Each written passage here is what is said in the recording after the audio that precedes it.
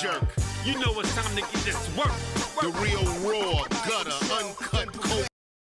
No political corrections. Always sleep. Being awoke. We discuss politics and jokes. Subscribe, we lit. There's levels to this shit. Before you was on your mama. Aries Spears don't give a fuck. We talk about race a lot, racism. Sexism. Much love to my loyal bag holders. Rollers. Loaders. We got them in the folders. The whole world on our shoulders. Spears and Steinberg. Yeah. I'm handsome, I'm fast, I'm pretty, and can't possibly be beat. Look at me. I am gorgeous. You should get lined up every now and then. You know what? I got an email from Kyle Singer, and I love Kyle. He shows us love. But the shit you said about me in that email, I can't wait to put my foot in your booty. Diddy. Not no Diddy. Diddy. God damn, I'm handsome. You talking about, Kyle? Ooh. All right. You almost lost your brush, though. What you mean? You, on that day, the first day, Thursday. Guys, by the way, first of all, let's start off with this. We're in... Naples, nipples for Naples. Yeah, and and I'm going to be 100% honest on this. I talked to Aries a few weeks before, a month before, and I said, man, I think I want to skip Naples. And I never do well out here. But I'll never skip nipples. Yeah, never skip nipples. What about the third nipple? If there's a third nipple. Have you ever been with a girl that had a third nipple? Nope, but sign me up. But I was just like, and I have so much stuff going on back home. I was like, you know what? I want to skip it. And Aries just gave me that face, that look. Like, no, we suffering together. Yeah. And I said, okay. And then we got out here. And it's been fantastic. It has been. This is probably the best run of all the times we have done Naples. I'm even wearing their hat. I was so amazed with what's going on. Is that a Captain Brian's hat? Yeah, it's off the hook. Oh, okay. And Captain Brian is the owner, and his general manager, the dude. Dennis, so cool. You know, Dennis reminds me a little bit of, and I know you're not the biggest fan, maybe, but just in terms of hospitality, of what's our boy from Chicago, Steinberg? Oh, Luke. Luke. I like Luke. Oh, okay. Who always takes us. We always go to the little spot afterwards, and he pays for all the drinks and food. And Dennis is cool, man. Dennis, and he's really put a lot of work into the club because I mean I don't know if it's the marketing that changes the culture at a comedy club. And the people that came out this week, great people, got comedy, understood it, had a good time, good energy, spent money. There was some of the old people's, and when I say old people, I don't mean old people, but yes, old people. Also, we got some 6-year-old white woman alligator chess patrons, and they came out, and it was still good. I mean, they were enjoying it because other people were enjoying it, so they were kind of forced to enjoy it. I enjoyed the shows. I've been really surprised how well they turned out, and I'm not talking about they were just a little bit better than last time. They were in competition with clubs that we have good shows at. So I was really happy to be out here. Anyway, that being said, I was leading up to something, and brush. Oh yeah, Thursday night. I think Aries was so surprised by the people that came out, the crowd, how good it was. He lost everything. He lost his my card swipe, his brush. Yeah. There's just little pieces of Aries found all over the place. But it was all recovered, though. Yeah, it was all found. Yeah. They don't steal out here. Well, they give back. They don't know what that brush was. But yes, it was my black brush. So they was like, what is this? Before we get to the meat and potatoes, we got a couple things. Dude, I don't know why I'm mentioning this, but, as we all do, go through the vortex of social media. I was in bed and I'm scrolling through Instagram, and there's this on there whose whole thing is eating. And there are a lot of people that do this, but she's really fat, and she just eats, and she records herself eating. You can hear her smacking, and she's got the cutest little, she almost looks like a Care Bear. She's got the cutest little teddy bear face, and she always starts out by going, hey, y'all. But then the most gluttonous behavior, there was a clip today. I got breakfast, and enough to feed an army. I mean, eggs, 15 sausage patties, pancake syrup, orange juice, and you're just going cholesterol, fat, sugar, more sugar. And like her husband, who you never really see, he's eating with her, but he's off camera. Every once in a while, he shows himself.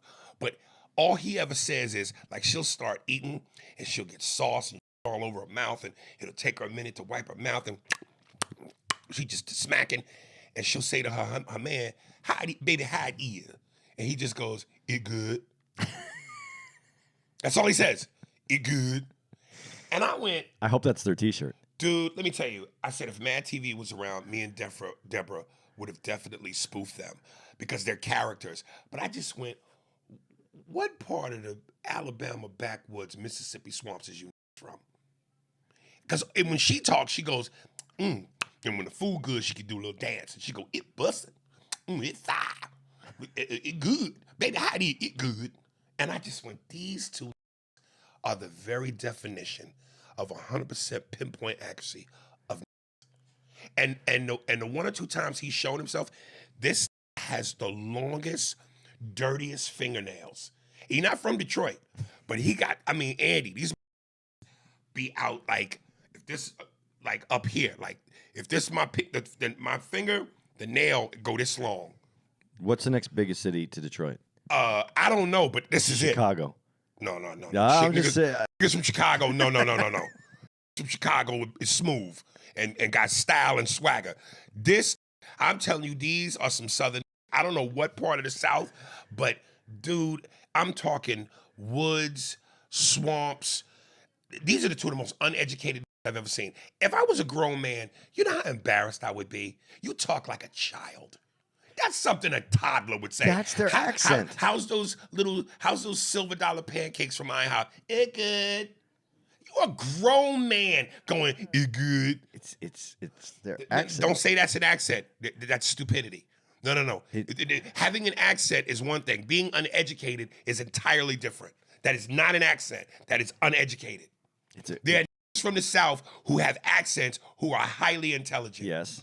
So that's not an accent. Okay, so it's not an accent. Let's go. It's not an accent, but Them don't need food. They need books. It's they speak in the cultural slang of their community. I'm so glad I didn't come up in that. I'm so glad my mother. Is that better cultural slang? Yes, say that because okay. I'm going, dude. You're grown. You're a man. You're an adult. You good? It's good. It busted. It fire. Baby, hot ear. It good. These killed me, man. So you're not even gonna say who they are, so people can go check it out. You know, I'm sure to the people who have seen it, they know, but she's everywhere. Oh, I think this. Yeah, here they are. I get Look at that. Y'all know what time it is? Popeyes. Want a little hot sauce, baby? Want a little hot sauce? Look at that. Yeah. Look at that fingernail. With mustard. Look, 3 hot dogs. 3. Look at all that bread. Carbs, chili, cholesterol, fat. What's the name though? What's it called? No, that ain't her. It's something else. Something Sia Key. Is it on the top? No, that's somebody else posting her. Oh, put some Fritos on the top. Some Fritos on. Yo, but the Fritos on the top of that is good. You good? Look, this hey, is y'all. Got breakfast food. Look at all them eggs, pancakes, about 15 sausage patties, orange juice, syrup. That's just cholesterol, carbs, sugar, fat.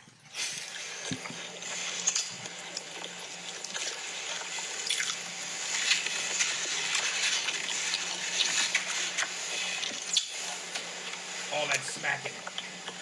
Obviously, she has a lot of followers because people enjoy it, watching her do this. Oh, yeah, it's called, her page is See China at the Doll. See China the Doll. Oh, See China the Doll. Yeah, and here's the last thing. You know, women kill me because, listen, in the comments, of course, there are people going, man, that's too much food, fat, to this, to that. And I love how women claim sisterhood and love and unity. And they go, stop with y'all's hating ass comments and just let her enjoy her food. Girl, you look so good, sis. And a lot of comments about her hair, because her hair is always in a different style. Girl, your hair, oh, that food looks so good. You make me want to eat. Love, sis. If y'all really loved her the way you say you do, sisterhood, unity, wouldn't you be like, baby girl, you look good, your hair's cute, you're cute, but sweetie, diabetes, high cholesterol, high blood pressure, hypertension, you're huge. And if you keep eating like that with that gluttonous behavior, you could end up dead. If you really cared in the name of sisterhood, why not look out? Because they want it's about uplifting. They don't want to put it down. But you could say, you're beautiful. I really like what you're doing. I like what you're showing. But, you don't have to eat the whole plate. But pass a little bit so that you can stay with us longer. And listen, I know I ain't no six-pack ass. And I'm trying to always, it's an uphill struggle for me. But goddamn.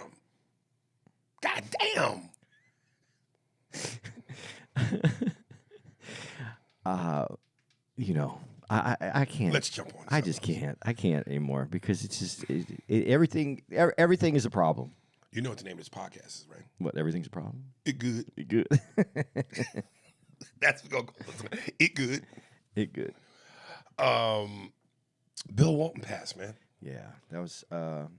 Shaquille O'Neal with the ball, dominating in the paint, with the superior power and the ability to dunk and move the defense.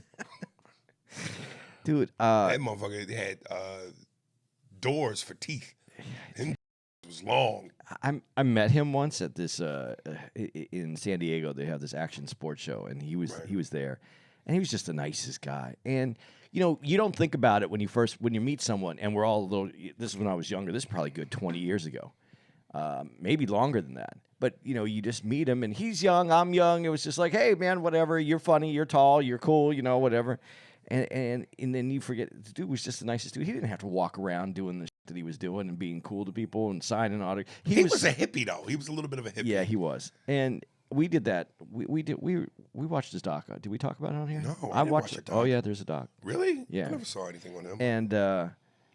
And he's an interesting guy. He's a very interesting person. It was a different era where you could walk in the park at 7'2" and have the feet the size of a baby seal as I would sit and play ukulele in the park with my door teeth. Anytime I tried to eat food, my food would knock on my mouth first. But he was just a good dude, and it's I love when someone passes and they go, well, he was he wasn't the best. They want to say good things about him, but then they go he didn't have injuries. That was it. He was a damn good center, and he won a championship with Portland. Yeah. He was a damn good center who was plagued by injuries. Yeah, and he won. I think he won in Boston. Yeah, but yes. he wasn't the starting center. Yeah, but he wasn't the starting center. But I think on record that was Boston's most powerful season. That season was their best season because they had McHale, of course, McHale, Parrish Bird, Danny Ainge, Dennis Johnson, and then you throw Bill Walton into that, who also, even with the injuries, was a great passer. Yeah, and I remember because it was the Best of Enemies ESPN doc, 3-part doc about the Lakers and Celtics rivalry, and I remember the part where Bill Walton was specifically talking about that whole summer. I just look forward to facing up against Kareem. I would be in the gym on the barbell, just going Jabbar, Jabbar, Jabbar. And of course, the Lakers didn't play us that season because they lost to the Rockets. But man, I was looking forward to that. I'm about to eat breakfast. Who's knocking on my 2 front teeth? It's sausage. They want to enter my mouth. And how did it taste? It's good. I love it. You caught that. That was great. Kobe to Shaq. So, Yeah, so it was sad. It was sad because he didn't get to go out like just. I want him to go out as a peaceful hippie old guy, and, Look, man, cancer got him though. He was 73. But cancer, you don't want I know, but that reminds me of your joke when you go, Yeah. they were that old. Like it was, you're there. Yeah. You're there. Yeah. Something's got to get you. Yeah, something. But it just cancer's a tough one, man. I'm just, when you hear people, I'm just gonna say this real quickly. My girl Tara, her uncle passed. I don't even think I've told you this, and I almost didn't come out here for Thursday because they were gonna have but they didn't know exactly what they were doing until Wednesday night, Right. and so I said I'm gonna go to the show. I'm gonna go and do the shows. I already had committed and I had the plane and. They didn't know exactly when, and then last minute I was told it was Thursday. And if I would have known it was Thursday, I would have canceled Thursday, and I would have went to the wake and did that. But he wasn't old, and he had some disabilities, and he was a really nice guy. I only met him a few times, but he passed in his sleep, and so everybody was really sad because they knew he was sick. He had some issues, but they thought he had like at least another year before they were, and. They were.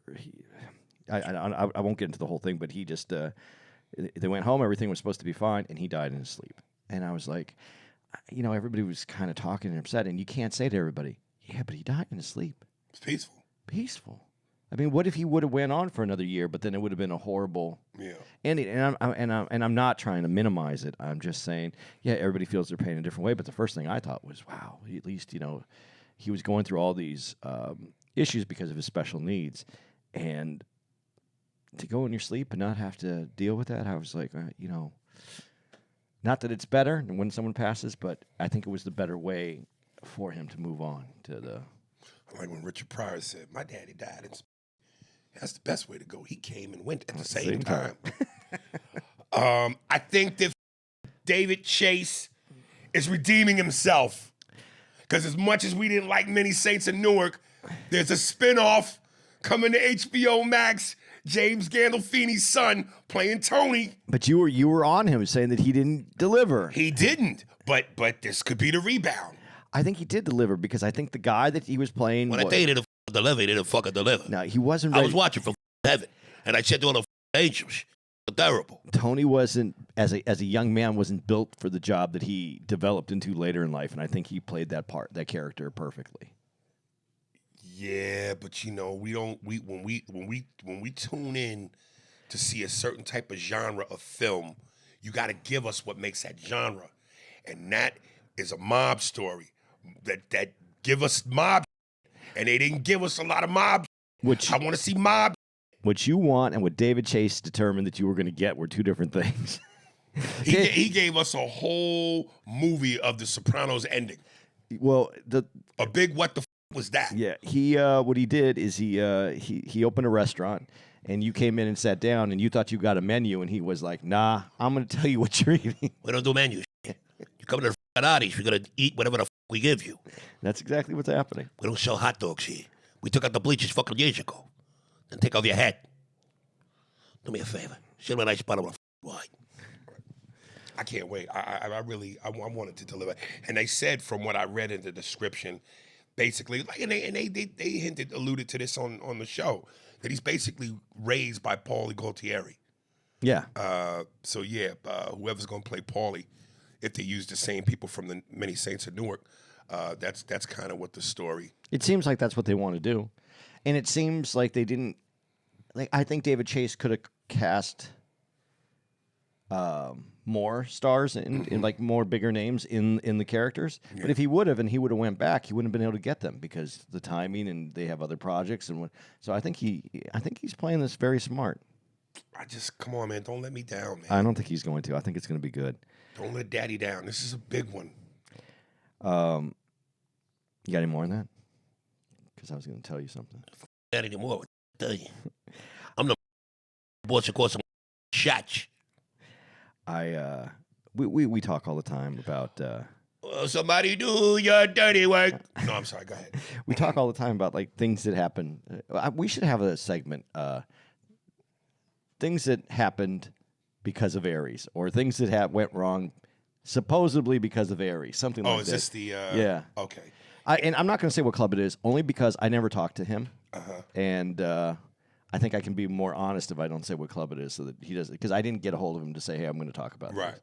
So, but there was a club that we did, and we liked it. We And only that had, I had been wanting to go back to. And get this, it's in the South. yeah, and we really enjoyed the club. We had a good time. We'd only been there once. We could say the club. No, why not? Now, because then you'll know who he is. They'll figure out who he is. I want him figure to out who he is. They don't not know our me. people, but the ownership. I don't want the ownership. I want you to stay clean in this because you want to go back to this club. Let's keep it clean. It's not important which club it is it? The story's I don't important. think it matters. But So go let's ahead. leave it alone then. So we have always wanted to go back, and Aries and I have talked about it, and he goes, I don't know what the I did, and so I was going through my my phone, and I saw the manager's number, and I said, you know what, and this was an old email like 3 years ago.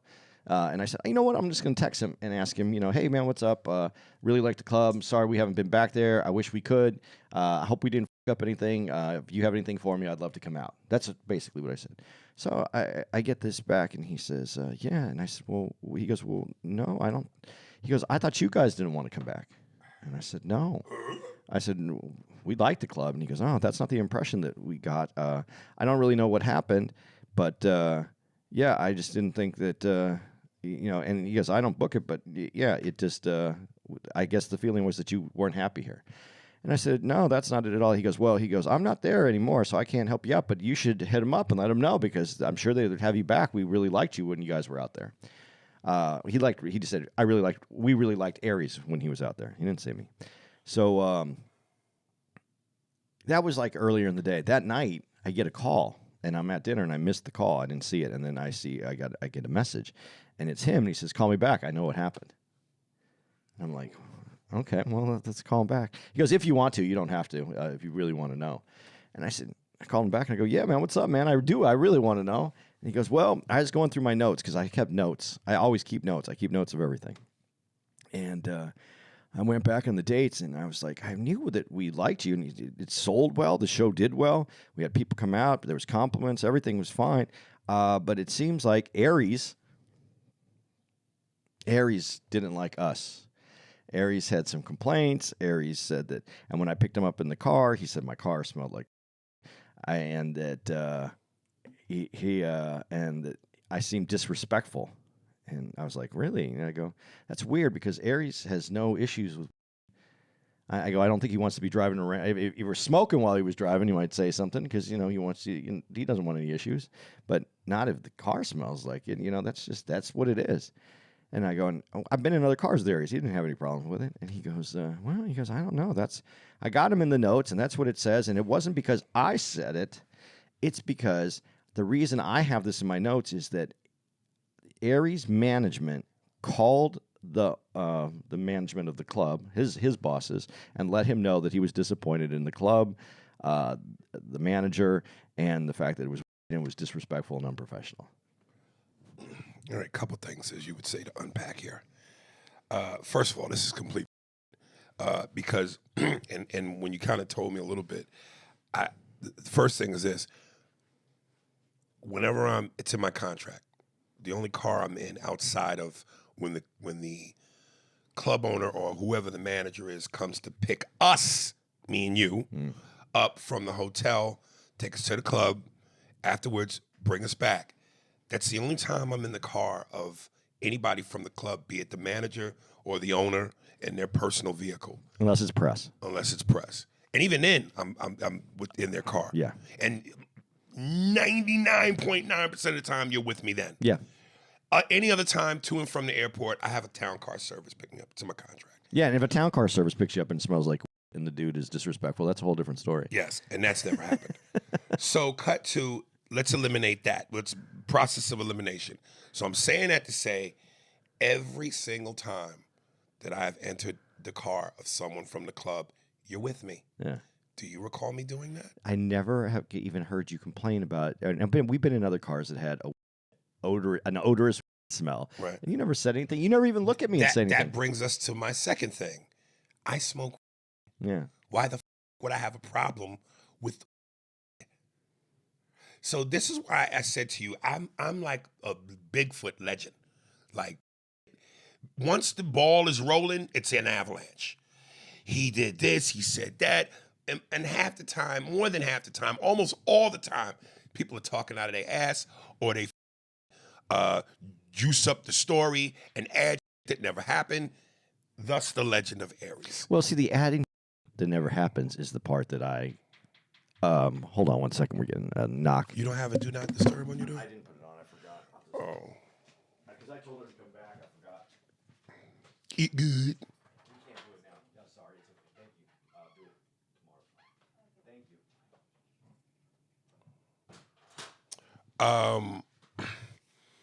you. And yeah, the legend grows. Like, let me tell you, my manager told me when we had just done Richmond, Virginia, and I go do the morning press, and the two news anchors are two beautiful women, and I mean, come on, man.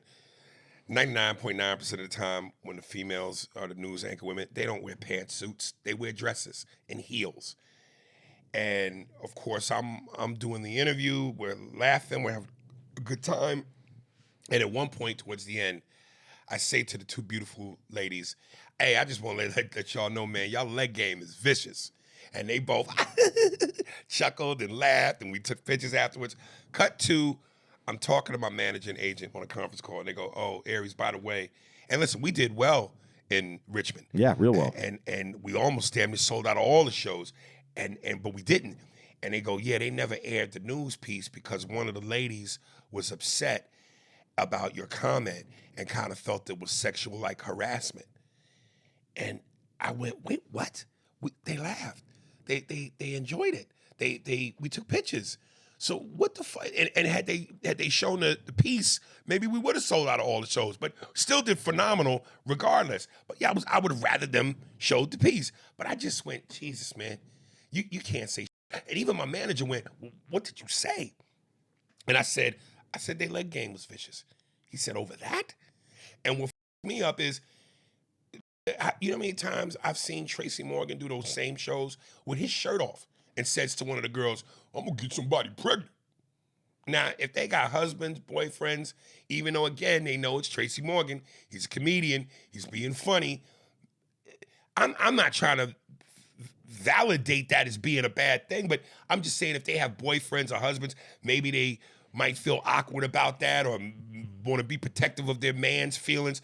I just said your leg game was vicious. I complimented your legs. Really? Well, and it's not like you made it sexual. I mean, yeah, it looks good. You made if it I'd have about said, looking. yo, your leg game is vicious, I could imagine those wrapped around my waist. Exactly. I just complimented your legs.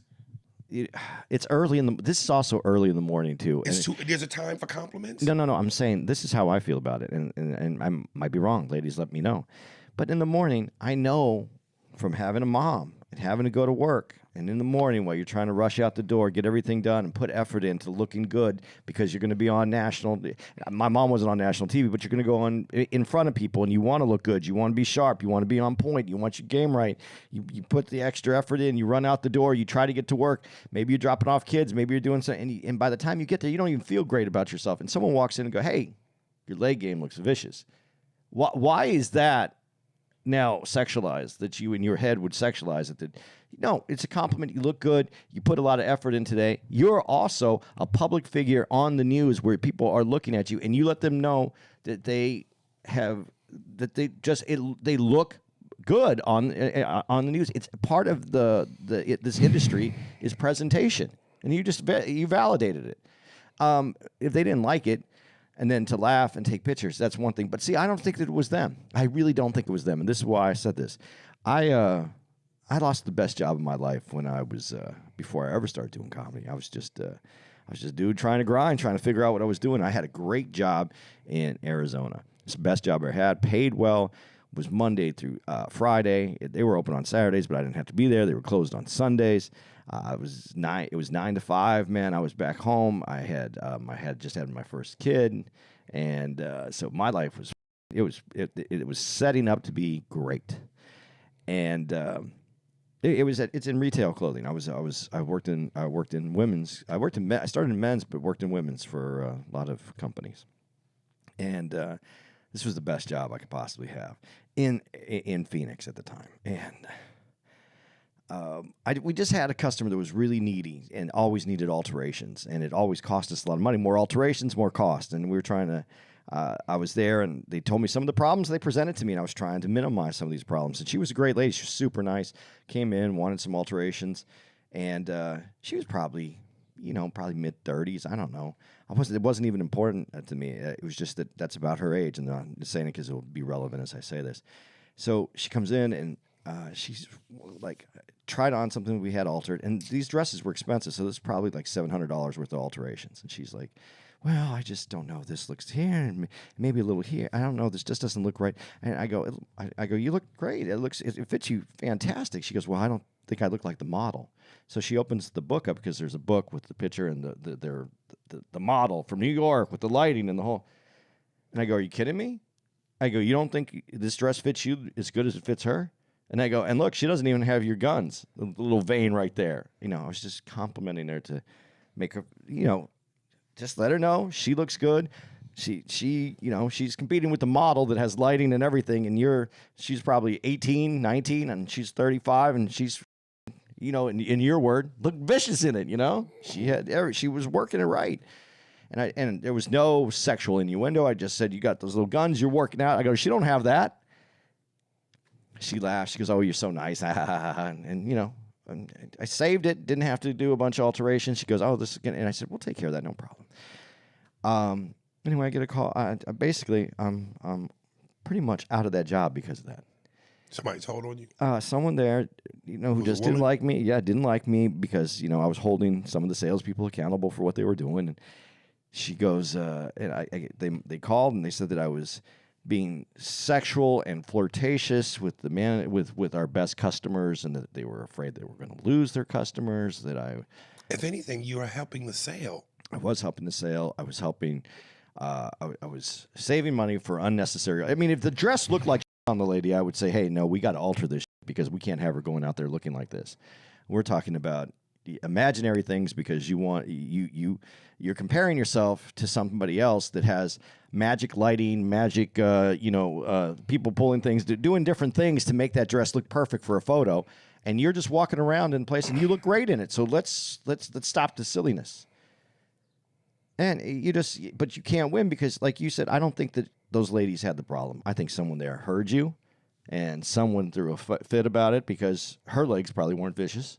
And she didn't get complimented. Now, I don't think that's the reason why. I don't think it's always that. But I think there is somebody who else took it out of context and didn't like it, and that was the problem. Because it doesn't make sense.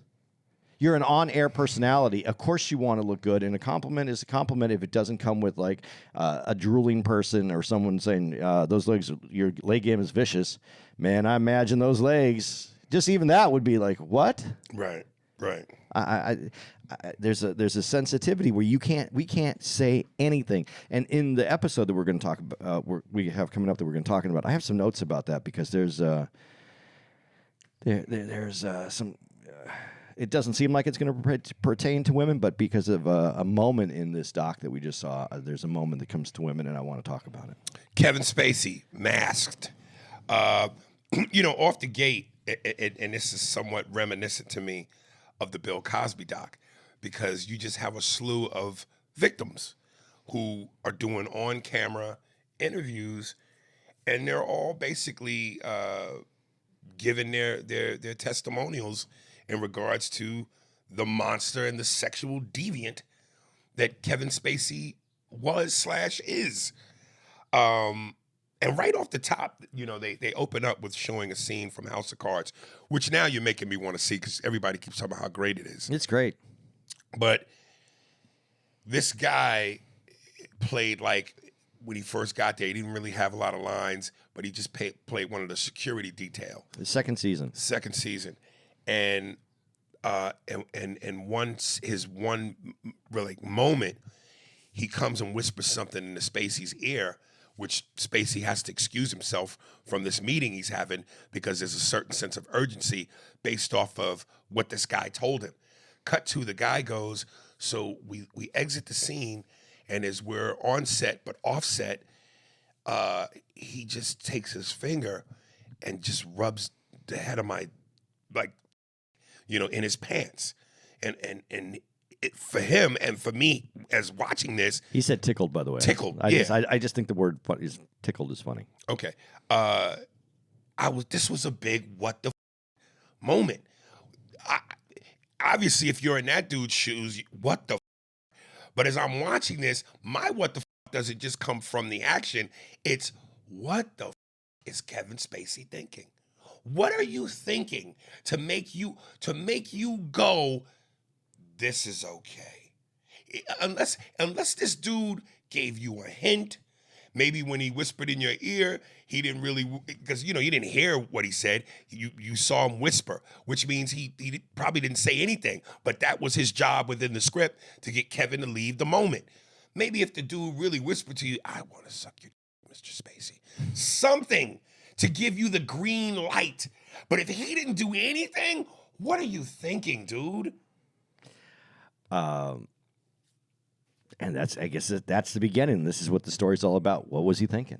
Because there's so many moments of this where Kevin just, boldly and blatantly does what he wants. No green lights, no hints. Yeah, but this is, as we get through this, I have a lot of, I'm not justifying it, but I have a lot of reasons why I think he does what he's done, why he is the monster that they talk about. Well, they actually, and listen, man, I'm not trying to make any excuses. I'm not a therapist. I'm not a doctor, so I don't really know what delves deep into the minds of the sick. I don't know. I don't want to sound like I'm making an excuse, but because I still feel like to some degree you are always responsible for you. But yeah, they talk about, he grew up in a house where his dad was a Nazi. Yeah. I'm telling you, when this onion was peeled, I was like, what? His dad was a Nazi. He sexually abused his brother or him or both. Yeah, but you're going quick through this. First of all, it gives 5 decades of abuse. This is where it starts off. And Spacey's brother, who we just decided is a cross between... well, you said yesterday when and I didn't want to give it away, because who did you say he looked like? I say he looks like Barry Manilow. I still do think he does. Right. And when you said that, I went, dude, I immediately thought he looked like, but I didn't want to tell you because I was trying to ask you, do you know who else, who he could look like? And you didn't know. So I was like, I don't want to give it away. I want it to be spontaneous on the podcast. But then you kind of figured it out. Yeah, I said it. Well, because his hair is exactly like his. Poor man Rod Stewart. Yeah, but he dresses. If you pull my body and you think I'm sexy. I never got Rod Stewart. But he dresses like Barry Manilow and Liberace together. Yes. And then he has this with a Rod Stewart haircut. hairdo. Yeah. You never got. I never got Rod Stewart. Dude. And I know he was a magnet with his odd looking ass. All I'm going to say is I've never seen Rod Stewart. I thought some songs were good, some songs were whatever it was. But I heard, and I've heard this from countless people that I don't even know that are into going to live shows. They said his live show was the best live show that they've ever seen. And I'm like, out of all, and I would ask, who have you seen? And then they'd say everybody. They go, it's the best live show. Like he puts on a performance. Never did it for me at all. I don't know. But go ahead. Yeah. Anyway, he goes, and his dad does look like a version of if you took Kevin Spacey and Hitler and you mixed them up together. That's what his dad looks like. It really does kind of look. Because when I first saw this, before they said he was a Nazi, I go, he looks a little like he looks like Kevin, but he also looks a little like a Hitler. I could kind of see it. And then that's when the brother says that he grew up in a household where his dad was a Nazi. He says the Holocaust never happened. They would have Nazi parties at the house, meetings at the house, and they had memorabilia and like Nazi flags. They with the swastika and everything. And listen here. Yeah, I'm not going to. We'll get into this. How ironic is it that your dad is you're a Nazi with 2 gay sons? Well, he never says he's gay. Barry other- Manilow, Rod Stewart. He never says he is. Oh, come on, man. I'm just saying he didn't. I'm not out. He really never established that? No, he never says it. But we'll get deeper into it though. And he grows up with that in that house. And I just think, though, if you're a kid, and, at the time he grew up, the consensus, obviously, it's being taught in school, the Holocaust, what's happened, here, this, and you're going back home to a dad that goes, none of that happened. And as a matter of fact, I like these people better, and we're having them over to the house for dinner, and this is my flag room of all my Nazi memorabilia, and this is the way it's going to go. I think that has to make you, now you can't really say anything. You can't have people come over your house. You can't talk to your friends about, like, you're going to tell your friends, yeah, I know you guys think that, but my dad's a Nazi, and we have a completely different thought process on this. You would have to feel a little bit isolated mentally at that moment. Well, I think the biggest, the biggest takeaway in a good way from that is none of that rubbed off on them, because most people that grow up in that kind of environment become that. Well, we don't know. No, but Kevin Spacey wasn't. He made a bit of sexual deviant, which is horrible in and of itself, but he wasn't like, I hate niggas. We don't know. What do you? Nah, what do we know about anybody? I'm not saying. I'm just saying. I'm not taking that off the table because I don't know him. I don't take any hatred off the table for anyone if I don't know you. But if you're deeply rooted in that, aren't there signals? You don't think that there's people that are in Hollywood that are that way that we see every day and they look and smile and that they hate Nazi level? Yeah, man. I'm sure that there are. And what's very curious about this too, and I'm not, it's just funny because when you see this, and did you ever see American Beauty, his movie that he won? No, I didn't. Dude, it's one of the best movies ever. I swear, it's one of my favorite movies. Mm-hmm.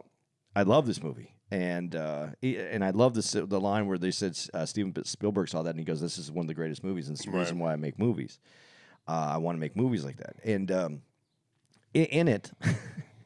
There's a scene where the kid's having a problem with his dad. Dad's really mean to him. The guy's dealing, and he gets like it's the government issued, and Spacey's buying it from whatever. But that's not.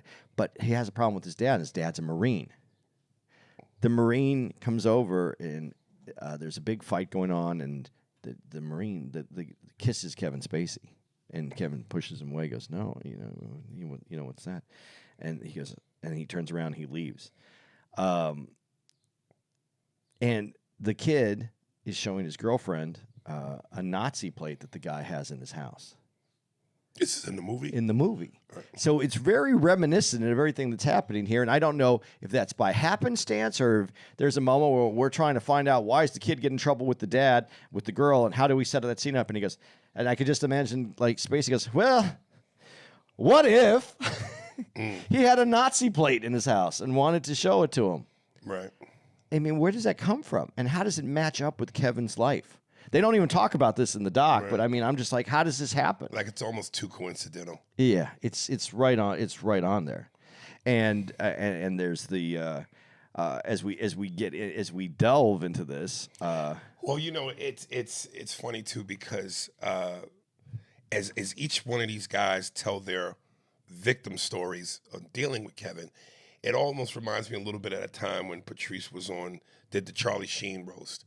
And when he finally got his chance to go up to the podium, one of his jokes was talking about, William Shatner, who was on the roast on the dais, AKA Captain Kirk, is really an asshole. Like this dude is really an asshole based off of certain things he said and did in his behavior. And it's almost like I went, wow, based on the way these guys are telling this story and some of their experiences, he was a sexual asshole. Like wasn't just, hey, I'm gay, I want to hit on you, but was an asshole about it. Well, yeah, but we're going to have a disagreement on something coming up, but it's not about whether he's an asshole or not.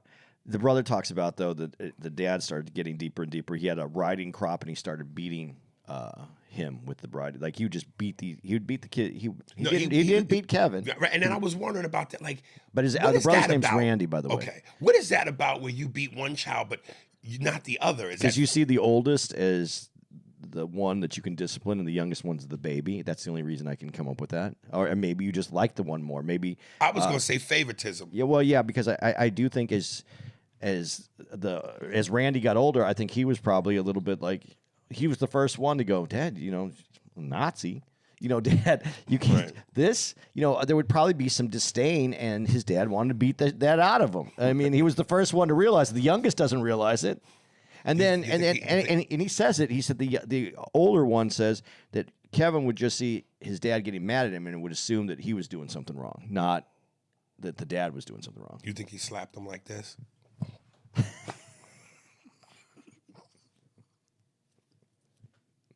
I'm sure he did. I was going to say he could have told him that he was going to put him in the showers to scare him, but since the Holocaust didn't happen, according to him, that wouldn't be something he would say. And then they go back into Kevin. They go back and forth on this, and then Kevin at 20, well, he goes through high school, and it's in season 2, but you find out that his dad Randy leaves. Randy, it's in 2, and they skip back and forth. So I'm just going to put this in the order of it actually making sense. Randy, the brother, at about the age, I think he says about 13. The dad just comes in there and decides that it's time for him to become the dad's sex toy, I guess, and grabs him and rapes him. And he says he raped him, and then he performed sodomy on him. Jesus. And God. And then the mom hears him screaming. The mom comes up and says, "What's going on in there?" And the dad just puts his forearm to his throat and says, "Don't say anything." And then there's silence, and the mom just goes, "Okay," and then leaves. How do you leave your kid up there when you hear him screaming and the door's locked? Yeah, by the way, the door was locked. She can't get in, and she just leaves him there. It really makes you have a deep appreciation for having parents that did the right thing and that loved you properly, because you would think what's supposed to be a given in that sense, the idea that for some kids it's not, is unimaginable. I think it's for a lot more kids than we actually think. I think there's a lot of parents out there, and I'm talking about it a little bit. I'm trying to get to it on stage right now, because parents. How do we have so many people? We didn't have parents, and we have people. That means they can go out and become parents. Yeah. So it was just. To me, it doesn't even make sense, but it's true. This is reason 4,895 why I think God sometimes doesn't exist. There was one point in Kevin's rise where he just had a phenomenal year. He even said in the doc when he was being interviewed, I forget what year it was, but I'll just throw one out there. 1994 has been phenomenal. Yeah, I think it was. was. Because it was like, it's 1995. He did the movie Outbreak, Swimming with Sharks, Usual Suspects, and 7. What a year. Nothing but major hits. And I go, so the guy who's a sexual deviant is blessed with major success, fame, and money. And there are actors out there who aren't sexual deviants who struggle their asses off and don't have that kind of luck. Think about it, though. Think about it again. Okay. Though. What are the movies? First one. Outbreak. He wasn't the lead in it, though. But he was phenomenal. It was a phenomenal movie, though. And he was phenomenal in it. Yes. Okay, next movie? Swimming with Sharks. I didn't see that. I didn't see it either. Yeah. So I don't know about it. Usual Suspects. Not the lead, but the most standout character in it, right? Yes. Because of his acting. Yes. And then 7. And again, not even seen until the end of the movie. Yeah, but great. So he made. I'm not. Let's get not doing the God thing on this. He wasn't being built as a star. He was having these other parts that he stole the show on. My point is the blessings kept coming. But his work ethic, they're not always tied into the same thing. His work, his ability, the way that he went after this, he's a talent. This is the hardest part for me. And I'm going to say this here. I was going to save this to some other part of it. I do feel bad for everybody that has been that's been abused. Period. And then for the people that I'm glad you're saying that. Keep your point, but I'm gonna ask: do you? Yes. And I said that because it's gonna lead to something. But go ahead. I wouldn't want to live the life without seeing his movies. You wouldn't want. I don't want to. I wouldn't. I don't want to not have seen him as Kaiser Sose character in The Usual Suspects. I want to be able to separate those two because, and that's why I said art and your personal are separated because I will still watch The Usual Suspects. I wouldn't want to watch that movie without him. He brought something to that movie. And I was so mad at him for ruining House of Cards by his actions because that fell apart because he wasn't there to be able to do it. I'm disappointed that people who have the kind of talent that they have get into these people. I wish it could be good people that had these talents is what I'm saying so that I could enjoy it and feel free of what I'm saying right now. But his talent makes me want to still see those things. Okay, that being said, if you can definitely separate the artist from the debauchery, should they live in exile forever? Because if that's listen, I personally go like this. Unless you really, really just heinously, you kill somebody, something with you actually with kids in that way. Once you've paid your debt, once you've paid for your up, should you be kept in exile forever? Shouldn't he be allowed to come back? You have to be able to make some kind of amends for it. You have to be able to do something like for you to fix whoever that is in you, and then you have to go and work, I think, to make amends for it. Whatever you have to do before you get to be graced with what was given freely. I guess his first step would be admitting it. Admitting it. Because after both of these things ended, these 2 episodes, the words popped up on the screen. Kevin felt he wasn't given enough time to review all the details, so therefore he has no comment. Yeah. So if you're going to live in denial and you're not even going to admit it, well then, to your point, you can't come back. Right. And that may be why he hasn't, these opportunities are gone, because he won't admit it. But let me jump to why I said, do you? One of the guys that is interviewed in this, and it was funny because again, I didn't see, what was the movie you said was a great movie he did? American Beauty. I didn't see American Beauty, but when you mentioned the part about the Marine, one of the guys another one who he with was a Marine. That's why I'm saying this is so close. Yeah, right. Yeah. Yeah, and this dude this Marine has a girlfriend, and he tells several occasions where he hung out. You dropped your notes. Oh, sorry. Where he hung out with Spacey on several occasions, and on each one, Spacey tried to make advances.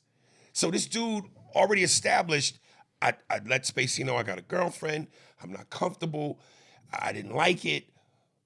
And he uses one example, he goes, Spacey calls me up and goes, there's a party that Bruce Willis is gonna be at. And the guy goes, the guy becomes so excited because he's going, Bruce Willis, one of my favorite actors, John McClane. I get to go to a party with John McClane. And this is where I blame, when I said, do you? So and a lot of these guys too also wanted to be actors. So their thing was, I'm hanging out with Kevin Spacey. He's A-list, he's big time. If I go with him to these parties, I get to rub shoulders with these possible other elites and A-listers. And hey, maybe it could help me somewhere in my career. Okay, so what are y'all doing? You're telling how this man is a monster, a sexual deviant, making unwanted advances, but you're taking advantage of him being in certain circles to benefit you. So how sorry am I supposed to feel for you? I think you feel sorry for the person. I don't. Listen, you still feel bad for the person. I want to make sure I say this right. You feel bad for anybody who's been taken advantage of by power. I think you do. If he has the power and he's floating, dangling that carrot in front of you, and you think that there's, whatever it is, yeah, you have to take some of the responsibility for that. And I think the guy that you said is the Marine, He breaks down while he's having this conversation about the healing in it. But I think he realizes. Yeah, I think he. Well, dude, I don't want to. You're a Marine, nigga. I don't really want to go completely here, but I'm gonna touch on this a little bit. Every one of these guys who were Marines There's so are many straight. there's so many no Diddy moments in this conversation. But go ahead. Is they were Marines, they were straight, they had girlfriends, they all had this little. This is gonna just sound so wrong, but when I'm watching this, I'm like, they all look a little soft though. They're if you're the monster that he is, and I'm looking at him and not just as this doc, and I'm going, yeah, but I thought he might have been gay when they first tuned into him, and then he says, I had a girlfriend, I have this, and I was like, but is that something that, and that doesn't give Kevin Spacey any right, but I'm just saying that was a through line through this for me that I looked when I was watching this. But that guy put and there is a consistency between, especially the straight guys, that they put their integrity aside. One who puts his integrity all the way aside, for a chance for a come up. And the only thing I can think about this is, women have been saying that this is part of Hollywood, and they go through this, and I think this has been a part of it forever for men too. I think it's just been quiet. It's been closed because nobody wants to come out and say that, yeah, you know what, I'm a straight guy, but I sucked this dude's dick so I could get this part. Because I think it's obviously the way this sounds. It doesn't sound uncommon the way it was allowed to happen. You know, this is where this becomes. You almost went into Eddie Murphy when you did it right now. Really? This is where this becomes Floor Creek conversation a little bit, because this is one of those where you're a little apprehensive about what you want to say. I want to say it the right way. Not that you don't believe in what you're saying, but I want to say it the right way. Right. It's almost like when they go, no means no, and because a man has the power physically, no means no. But when you go, if you go into a man's hotel room at 3 a.m, you think he wants to just shoot the shit? But we still know that even if a woman does that, and it's established that she says no, it's no. I'm just saying, at what point do you take some responsibility? Yes. Because here's the other thing that me up. This one guy, another victim who does his interview, goes, I'm a screenwriter. I gave Kevin my script. Through certain points in the conversation, Kevin was leading me to believe that he was going to either put me in a movie or get my script looked at. Cut to, the guy is so desperate to get his script looked at or be put in a movie. He goes, I finally just gave in and sucked his. But he goes, before he even says that, he goes, I just came to the point where I had to decide if I was willing to be uncomfortable to get what I needed. Right. So that's a conscious decision. Right. So he sucked Kevin Spacey in hopes that it would lead to something, which it didn't. And the guy talked about how he sucked it. He didn't like it. It was uncomfortable. And I just go, I'm supposed to have sympathy for you. Okay. And before you answer, let me just say this. And that's why when you go taking advantage of, Kevin Spacey's taking advantage of with his power, aren't these people also taking advantage of him? Well, they're not taking advantage of it. They're hoping to get an advantage from him. So they're willing to give up something for that. Now, but there's also another guy, one of the other guys, I don't, all these guys became one guy to me, basically. Except so one of the guys is straight and the other guys are gay. But they're all basically these two guys. Right. Because they're all telling the same story. But there's one guy, and he's going through this, and he's kind of I think it is the Marine that's breaking down a little bit. But he goes, I just can't imagine. No, this might be the other guy. He goes, I just can't imagine all the people who did maybe did go too far. These are the ones that are willing to talk about it. So there's the others, but the ones that were willing to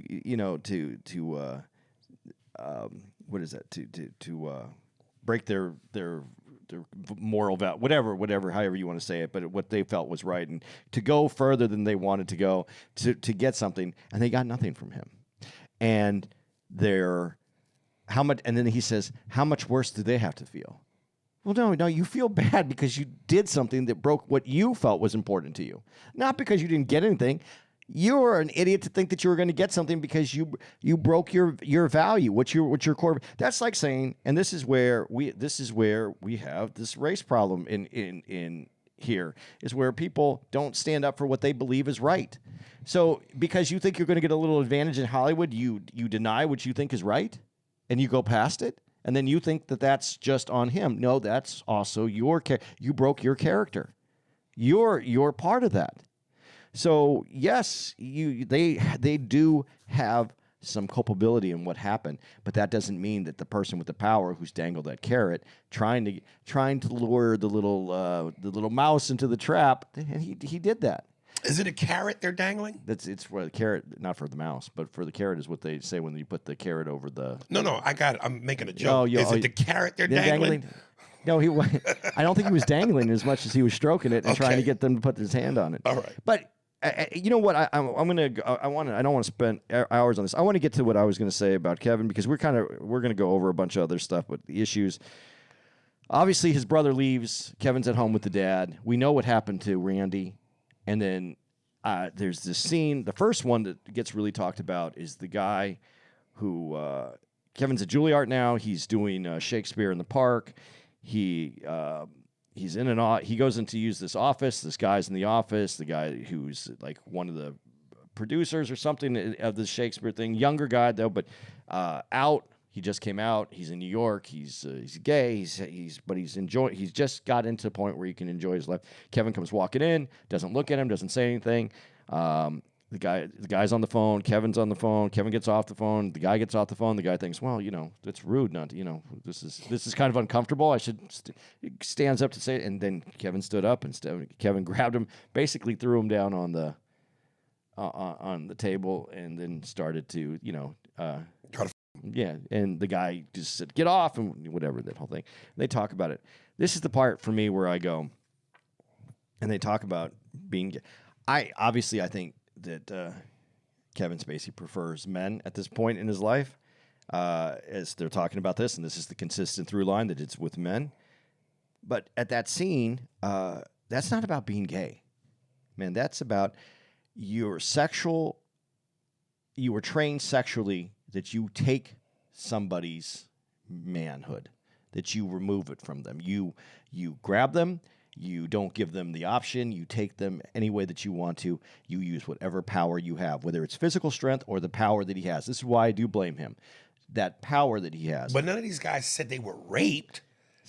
They're not really saying they were raped because they were part of it. But no, that one guy said that he was sexually assaulted by him. He didn't say that he could touch him. He didn't say that he could grab him. The kid who's the younger guy who's working at the theater, and Kevin's like sticking his dick in his face, just to do it through his. Yeah, and that guy was breaking down crying about how like low and pieces of shit he felt. This is where Kevin. This is why I believe that his dad did the same thing to him that he did to Randy, because he seems to be trained that this isn't about a sexual act of that I want to be with men, that I love men, and that I want to have a relationship. This is about when he says to that one Marine, flipping a Marine, it's about taking someone's manhood, taking him and almost in a demoralizing way that you are the aggressor and I can have it and I'm going to take it. And Kevin might not have had the strength that his dad did to a young man who could physically overpower him, but he's overpowering him with his power, period. That's why I still put it on him. Right.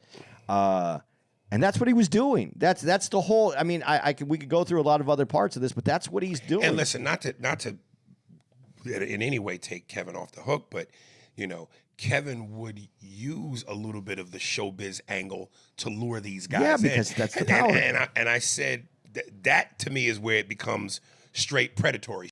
Yeah. Because that's the dangling of the.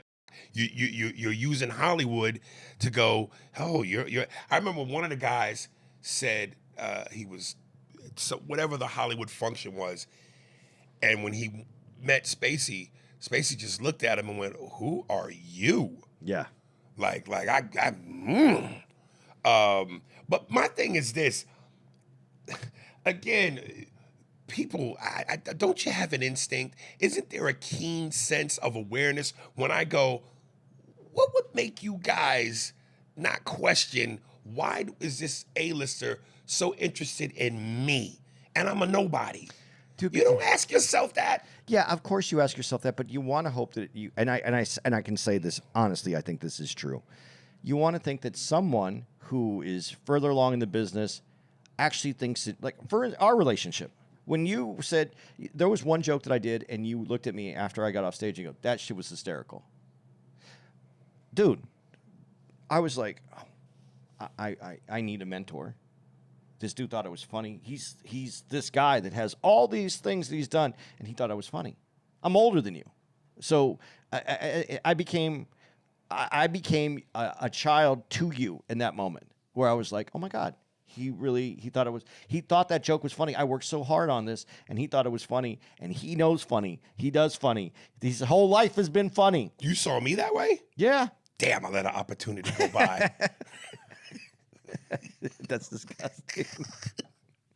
But no, I did. I saw, you see that and you hope, okay. And then, we went on a few of these, and it just like our personality started to mesh, and then that goes away. And I think that, you first you want to mentor you because you're this dude. When you start in this business, and yours is different too in a way, because you came up as a kid, so everything was big to you when you were a kid. So everything just kind of worked and funneled its way into something.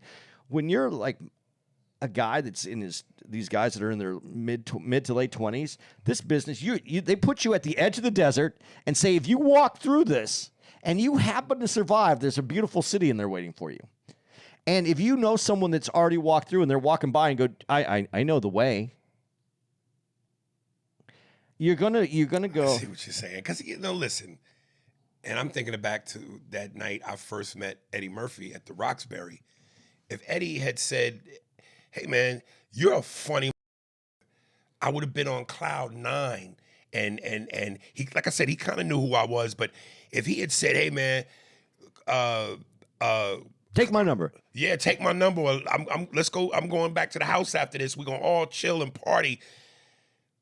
If I'm being honest, am I not going? You're gonna go. Of course I'm going. But yeah, I see what you're saying. I guess now at 49 and having been there, done that, I'm going, y'all not questioning that this dude is into y'all on a whim? That's not odd to you? No, but the guy, and there's a lot of ego in this too, because the guy that he goes, who are you? Come on, that there's a little extra on that, right? There's some on that. Yeah. So you're gonna go, but I think in a lot of ways, people who are looking for validation don't. Who are you? Oh, he just thought I was beautiful. I don't care if he's gay. He thought I was beautiful. I'm in this thing. Right. Yeah. You know what? I am beautiful. Thank you very much. Right. So that's just how it would go. But there was this one scene. I want to get to this because this is what I wanted to talk about the women. I know we're almost there, but there's this. Listen, and I only got 2 notes for part 2, so I'm basically done. Do your 2 notes, and then I'm going to get to this about the women because I want to end with this.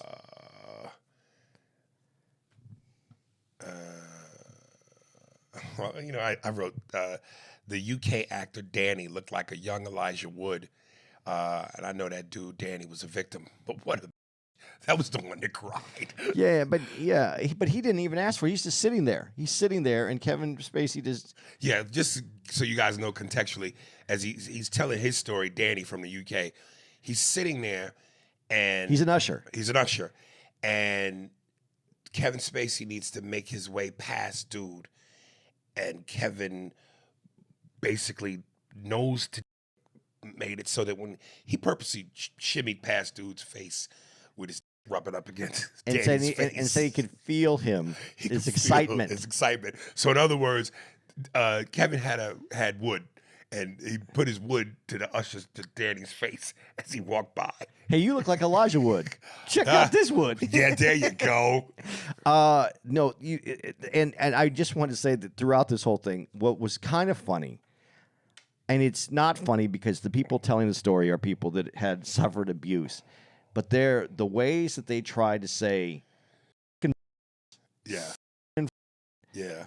is just the most creative ways that they could come up with to make it the softest landing It's almost possible. like they're trying to get monetization through YouTube. Tube. So they have Anthony fucking delete every goddamn thing. But they're saying things like, his manness or like he said, I could feel his excitement. So it was very much like that throughout the whole thing. So for the record, and I went, Jesus. So his dad was a Nazi, a pedophile, and a rapist. Yeah. Jesus. But there's a scene where the first guy that you see in this is having a problem with Spacey trying to continue to sexually assault him, and that's like the thing with the power when the guy says that's the guy who got tickled. That's another word. He tickled me. He tickled me down there by my zipper. Yeah.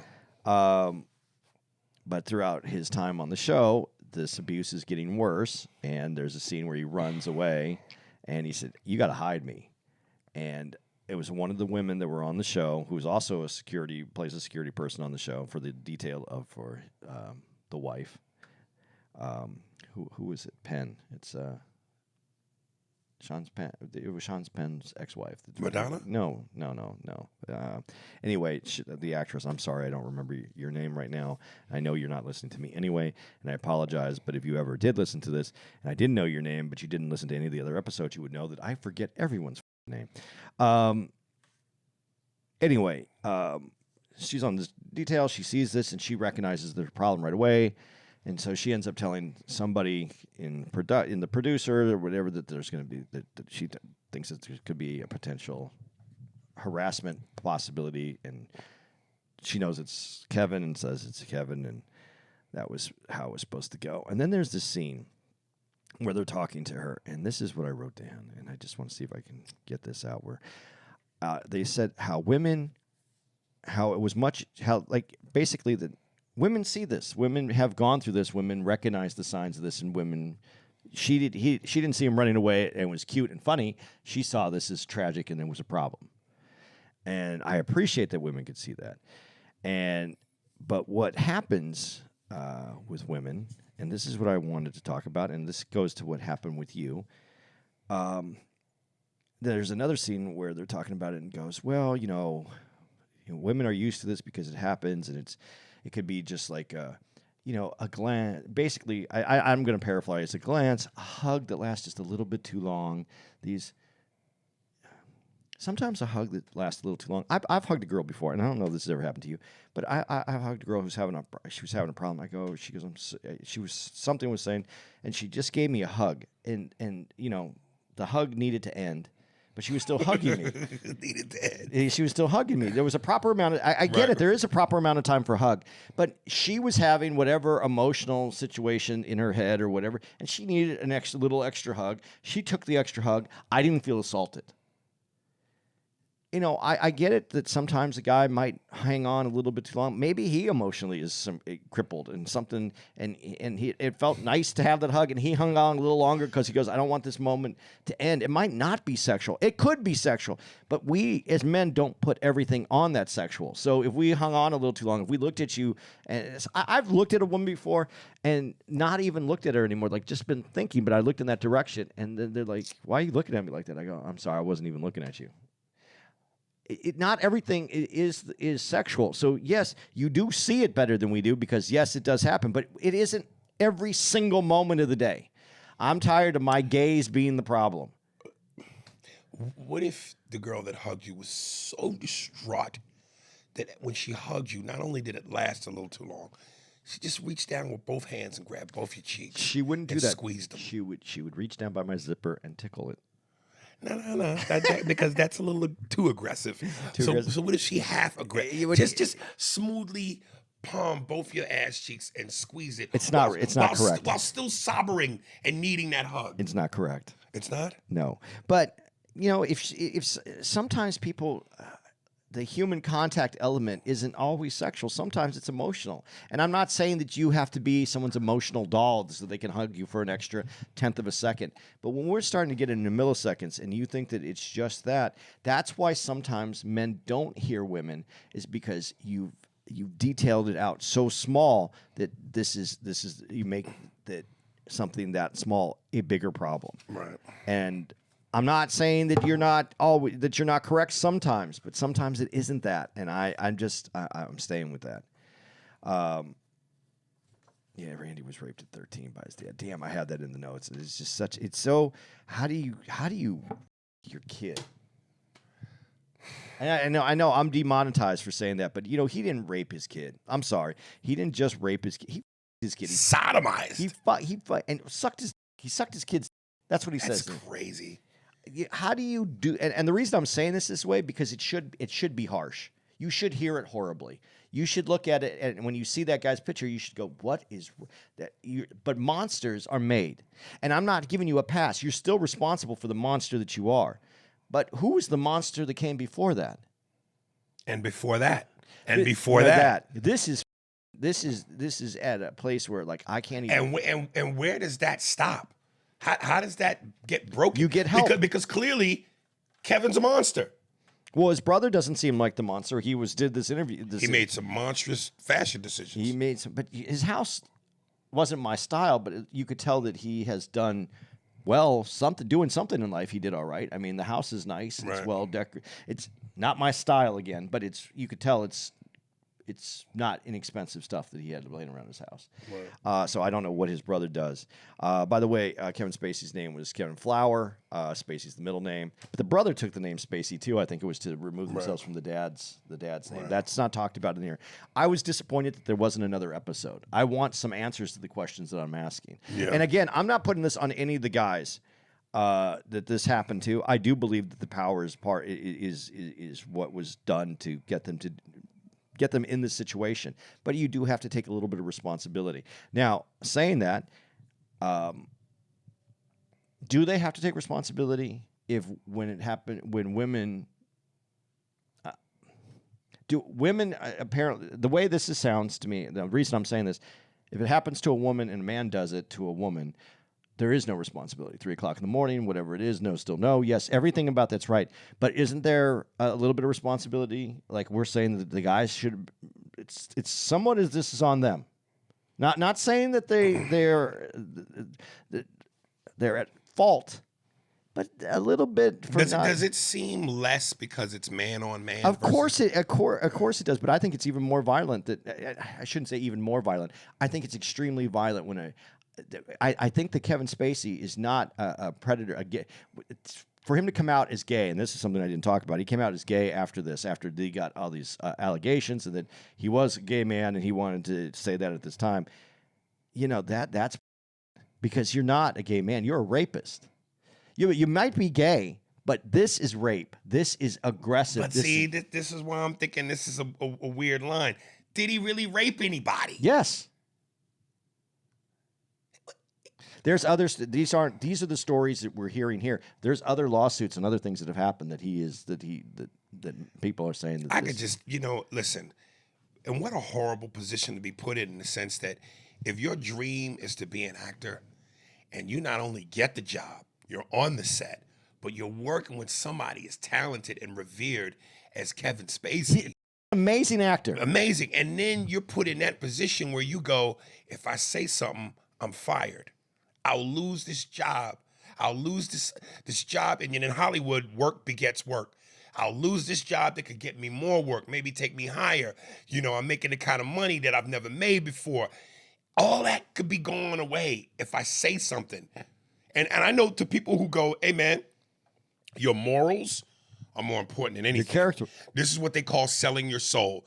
So if you don't want to sell your soul, you absolutely say something.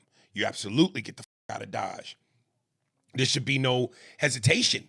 But I'm just going, damn, man. And that's what I'm saying. That is the power dynamic. That is why I say this is happening. This is why it is on Kevin Spacey. But you do have to take a little responsibility. The guy who basically said, am I willing to do something uncomfortable? I don't have any sympathy for you at that moment because you made that decision to be uncomfortable, that I was going to put his in my mouth and I was going to be, what? My career could last forever. I can brush my teeth. That's basically what he thought. Again, you pooped out a gem.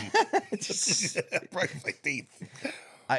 But that was his thought. So do I put him in the same character as some of the other people that I felt like were really put in this position where like I don't want there is one guy who says that he came up to the apartment and there was no one there and it got kind of awkward and and Kevin's like hold him, go no, you don't want to leave, and he's like I would love to flip him around, and then he said he just planted one on his lips. Did not like me, and I thought it was funny because he justified it. I did no tongue, no nothing like that, and I said, "Boom!" and pushed him away, and goes, "I'm not leaving." He goes, "I'm leaving," and then he walked out the door. I thought that was a pretty creative way of saying, "Hey, what's he gonna say? I kissed him, but I didn't." So he walked out the door. And he maintained his morals. But I will say that there's a lot of other people that weren't on this but have come out.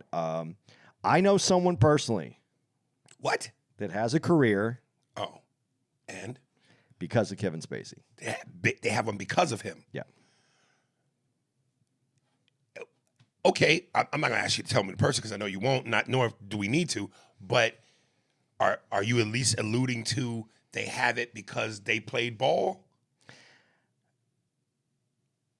He's a talented person. He's been in movies. He's actually had lead roles. He's not part like he's no one's gonna. If I said his name, you wouldn't even know his name because some people would who would see the movie. But it isn't that many. It isn't that big. He isn't that big. But. I can't say that he did, but it doesn't seem like Kevin Spacey was giving out awards for not playing ball. Mm. And, Kevin Spacey was very aggressive in getting him out there. Really? Pushed him through the... Your friend you're talking about, can you get him to introduce me to Kevin Spacey? That's interesting. I wonder if Kevin, I don't know if he still maintains these calls with Kevin. Listen, I can't say that he did anything. I don't know, but as we watch this, it seems like he must know something. Listen, quick honorable mentions, because again, Kevin's so damn talented. So when you talk about Outbreak, Swimming with Sharks, Usual Suspects, 7. Dude, you got to throw in A Time to Kill. You got to throw in The Ref with Dennis Leary. Yeah. You got to throw in The Negotiator with Sam Jackson. Like, this dude is a powerhouse. Dude, his ability, his acting is... He's a lead man, and honestly, he's not a lead man looking guy. He was a lead man. He was one of those guys that broke through. He's like an old-timey actor, like those guys that aren't good-looking, but they were great actors. You know what's weird? He's not Creature-esque. No. But he's not Matthew McConaughey or Brad Pitt. He's somewhere in the middle. But he's on the lower end of I don't think that he was ever. No one was ever going to put him as one of the sexiest men in America. Yeah. But he just had this. Yeah, you could see it in his photos, man. He has charisma. He has this in his movies, man. He's there. But that's how it goes. So how'd you feel about this podcast? It good. Okay. You want to give out some dates? Yeah. Oh, and incidentally, next week we're going to be in Pittsburgh. We're going to be discussing Black Twitter, a 3-part documentary that's on Hulu. And what's the Jeffrey Wright movie called? American Fiction. And we're going to do both, maybe, unless one takes us through the whole... Well, I don't think Black Twitter is going to take us through the whole... It might. Nah, I don't have a lot of notes on that. We'll see. But American Fiction, man, is really good. Yeah, I know that's where the meat will be. Yeah, so it's going to be great. I'm excited to talk about American Fiction with Jeffrey Wright, one of Andy's favorite actors, and Black Twitter on Hulu. Where do you find American Fiction? I think we got it on Prime or... Here, let me look it up real quick. Listen, man, it's really good. Jeffrey Wright did not disappoint. He never disappoints. It's a great actor. And while you're looking that up, June 3rd, y'all, which is a Monday, because my daughter's birthday is on the 4th, which is a Tuesday. Season 3, Mayor of Kingstown. Yeah. And I want to watch. I want to eat the whole bag at once. So I'm not doing that week to week.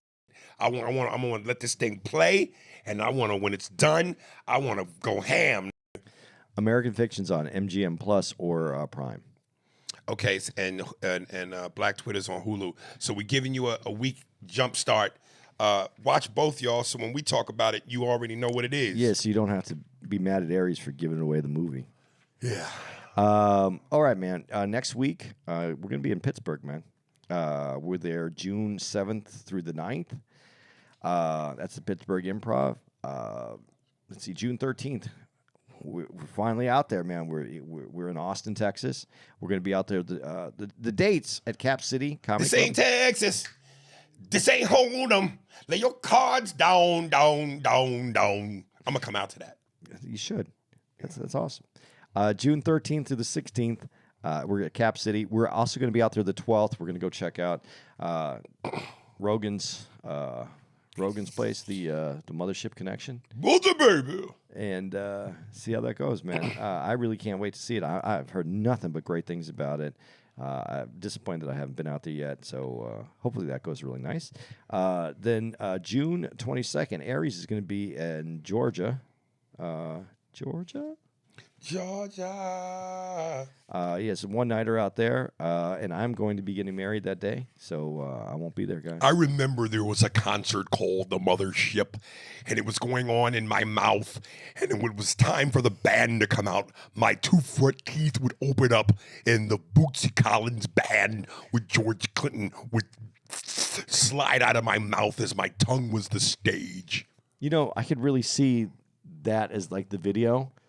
And then they come walk it. Dude, that makes so much sense for part. That's a funkadelic kind of piece right there. It's Bill Walton's head.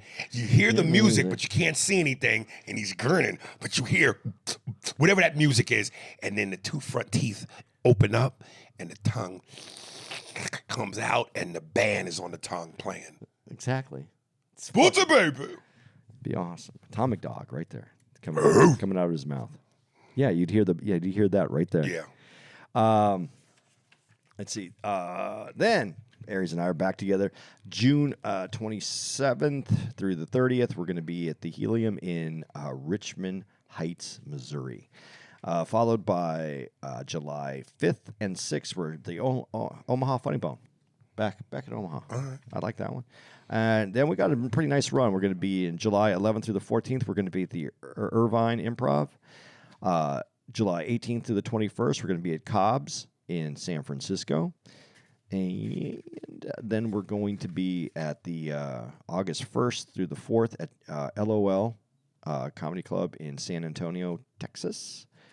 And Mic Drop Comedy Club in San Diego. And that's going to be August 8th through the 11th. Oh, through the 10th, sorry. 8th through the 10th. Man, we don't do the Sunday show there, so I'm going to hang out for an extra day.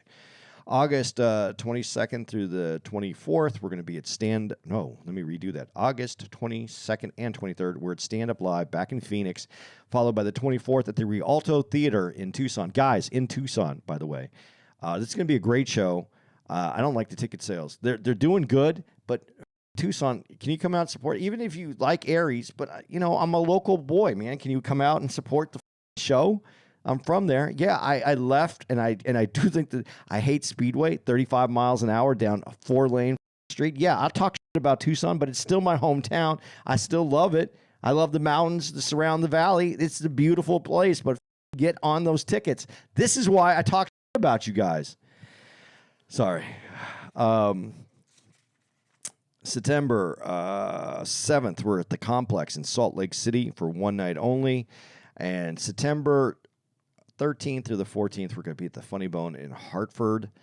And then Improv Kansas City, Friday the 20th through the 21st. And that's my birthday. So I'm going to stop right there on my birthday. That's my birthday, the 21st in Kansas City. I don't know if I want to go because I kind of want to enjoy my birthday, but I really liked the shows we had in Kansas City last time. And so, hey, man, we live together. We ride together. We die together. Bad comics for life. Dude, we should do the video where we both slowly raise up with the it's not a jib. What do they call it? The steady cam. Yeah. Where we both, like Will and Martin, we rise up It's a into the gimbal. scene, and it just does the circle around us and the slow motion. We should do that, or someone should draw, or someone should do. We got a few cartoon guys hitting us up. Why don't you guys do something for us? Speaking of which, I need you to tell me. This episode is episode what? Do you know the number? No. You don't? No. It's easy to figure out. I'll do it because whatever our last number was, Yes, it's gonna be this the, one. the next one. Here's why I'm saying that. I'm gonna hire. I think my man's name was Ant from Atlanta, the dude who drew the cartoons for us. Yeah. Certain episodes are so cartoon worthy, and I want him to animate certain moments. So it's $575. Yeah. Yep. No. Is it $575? That's the last one, right? Yeah. Yeah. So it's $575. Like what we just said, the mothership, Walton, dude. That's a moment, dude. Okay, listen, man. We have other people out there that have been hitting us up. So yes, we can do our guy in Atlanta, or if you want to get on with us, do a little quick video that Aries just talked about, the Walton piece. Send it in to us. Listen, if you put it in, we'll put it out. We'll let the audio, we'll let our viewers vote on it, and we'll go with you. We'll do a video with you later, but send us something, Dude, the episode 574 when you laughed when I did the Jamaican and the Jamaican in the eyes be talking to the vessel and I did a boot good. Picture that, the Jamaican's ass, nigga. Going and the cheeks are vibrating. As the man, and then the hair writing the what you said about the what are you dreads? The dreads, yeah. Doing the rights and oh man, that was a cartoon moment. So I'm gonna put that into action. All right, guys. There we go. That's the show. Baby, how it is? It good. Jesus. Read. Spears and Steinberg. Thanks for listening to the Spears and Steinberg podcast. If you'd like to know who's responsible for this, it was hosted by Aries Spears and Andy Steinberg, produced by Steve Merrick and Anthony Holmes, executive producer, Big Papa, Robert Kelly, and Matt Kleinschmidt for the Laugh Button Podcast. For more information on where to find us on the internet, visit SpearsburgPod.com.